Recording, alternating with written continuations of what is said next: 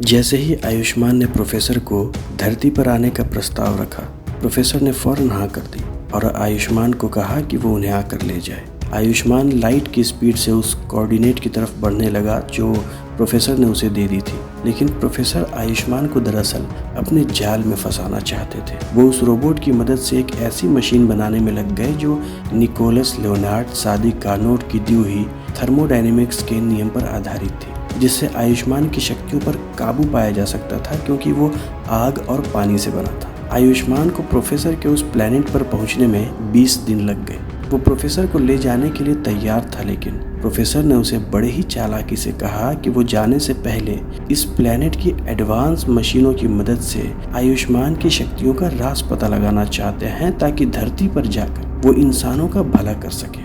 Ayushman professor के झांसे में आकर उस मशीन के अंदर चला गया और प्रोफेसर ने वो मशीन स्टार्ट करी। वो मशीन आयुष्मान की सारी एनर्जी को कंप्रेस करने लगी। आयुष्मान अपना रूप भी नहीं बदल पा रहा था, बल्कि वो ऊर्जा का एक गोला बनकर सिकुड़ता चला जा रहा था। प्रोफेसर ने मशीन से आयुष्मान को कंप्रेस करके इतने छोटे आकार का बना दिया कि वो सिकुड़ कर एक छोटे से जार में कैद हो गया। प्रोफेसर ने आयुष्मान को सिर्फ कैद ही नहीं किया था, बल्कि उस जार में कैद आयुष्मान प्रोफेसर के लिए ऊर्जा का अनलिमिटेड सोर्स था। यानी प्रोफेसर उस छोटे से जार से जितनी चाहे उतनी बिजली और ताप पैदा कर सकते थे। उस जार को प्रोफेसर ने अपने स्पेसक्राफ्ट में लगाया और उसकी अनलिमिटेड एनर्जी का इस्तेमाल करके पूरे 6 महीने बाद प्रोफेसर धरती पर पहुंच गए। 2 साल में प्रोफेसर ने धरती का पूरा नक्शा ही बदल दिया। इस बार प्रोफेसर ने कोई रोबोट या मशीन नहीं बनाई, बल्कि एक्सपेरिमेंट करके लाखों की तादाद में ऐसे खूंखार जानवर की नस्ल बना दी जो ढूंढ ढूंढ कर इंसानों को मार रहे थे। लेकिन इस बार भी प्रोफेसर ने उन जानवरों का डीएनए कुछ ऐसा डिजाइन किया था जो O पॉजिटिव और B पॉजिटिव वाले इंसानों से दूर भागता था। इन दोनों ब्लड ग्रुप वाले लोगों के खून की महक मिलते ही वो जानवर दूर भाग जाते थे। लाखों लोग मौत के घाट उतर चुके थे। कई सारे शहर तो पूरी तरह तबाह हो गए थे। सड़कें वीरान पड़ी थी। ज्यादातर लोग उन जानवरों से छुप कर रहा करते थे। इन पूरे 2 सालों के दौरान अमानत को प्रोफेसर के पास रखे उस जार के बारे में पता चल गया जो उनके अनलिमिटेड एनर्जी का स्रोत था। अमानत को आज भी उस अजीब से इंसान की मुलाकात याद थी। अमानत को लगने लगा था कि शायद वो वही आसमानी योद्धा था जो उसे उस दिन मिला था। शायद इसीलिए वो इतने अजीबोगरीब सवाल कर रहा था। अमानत के पिता एक साइंटिस्ट थे।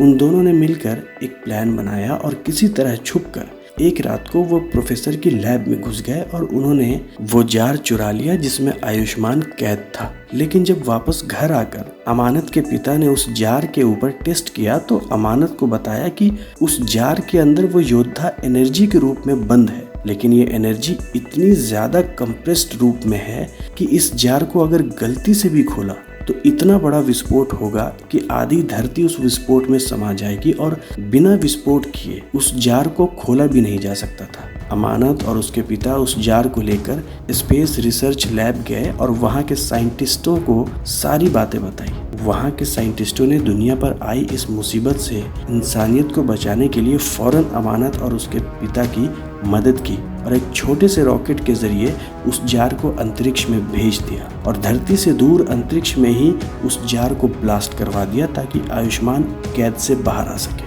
वहीं दूसरी तरफ प्रोफेसर समझ गए थे कि अब उनके बचने का कोई रास्ता नहीं रहा और प्रोफेसर के पास अब उस ग्रह की तरह इतनी एडवांस टेक्नोलॉजी भी नहीं थी कि वह आयुष्मान से लड़ने के लिए कोई सुपर पावर वाला रोबोट बना सकते। इसीलिए प्रोफेसर ने आखिर में खुद के ऊपर एक खतरनाक एक्सपेरिमेंट किया और अपने ही डीएनए सीक्वेंस को इतना ज्यादा बदल दिया कि प्रोफेसर एक विशाल राक्षस में बदल गए जिसकी ताकत की कोई सीमा नहीं थी। आयुष्मान के धरती पर आने के बाद प्रोफेसर और आयुष्मान में एक घमासान विशाल युद्ध छिड़ गया। वहीं दूसरी तरफ अमानत के पिता कई सारे साइंटिस्टों के साथ प्रोफेसर के लेबोरेटरी में घुसकर उन खतरनाक जानवरों के डीएनए को ठीक करने के जद्दोजहद में जुट गए। सारे साइंटिस्टों ने मिलकर प्रोफेसर के एक्सपेरिमेंट का ब्लूप्रिंट समझा और फिर एक ऐसा एंटीडोट बनाने लगे जिससे वो सारे जानवर इंसानों को मारना बंद कर दें। यहाँ आयुष्मान अपनी पूरी ताकत से प्रोफेसर से लड़ रहा था, लेकिन अपनी सारी शक्तियों का इस्तेमाल करके भी वह प्रोफेसर को मार नहीं पा रहा था। ऐसा लग रहा था जैसे